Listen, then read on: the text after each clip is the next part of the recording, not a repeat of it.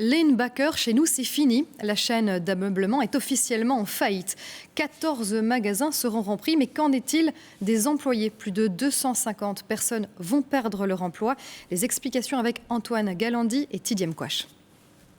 Les portes de ce Lane-Backer sont fermées définitivement, comme tous les autres magasins de l'enseigne en Belgique.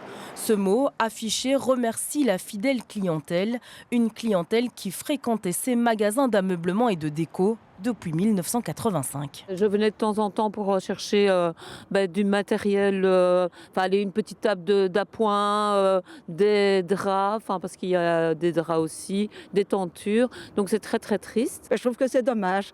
C'est dommage parce que tout est pris par les grandes surfaces et tous les plus petits fonctionnent nettement moins bien. Que c'était un bon magasin à des prix intéressants. Et c'est vrai que ça fait toujours un peu du mal pour le personnel. La faillite de Lane-Backer n'est pas une surprise. Le groupe néerlandais avait communiqué sur la mauvaise santé financière des magasins belges.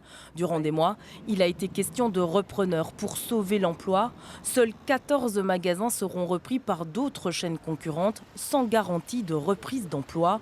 Plus de 250 personnes vont perdre leur travail, des employés, des intérimaires. On parle entre 14 et 15 magasins repris, mais qu'on soit bien prudent, on parle que de l'emplacement. Dans ces magasins, hormis Gisque qui en reprend 6 ou 7 et qui reprend que le 50% du personnel, Dreamland qui en reprend aussi avec 50% du personnel, mais de manière très minime, tous les autres repreneurs ne reprennent pas le personnel. Donc ils utilisent juste le lieu commercial, c'est tout. Après Blocker et Casa, il y a quelques mois, Lane-Backer aujourd'hui, c'est tout le secteur de l'ameublement qui est en crise.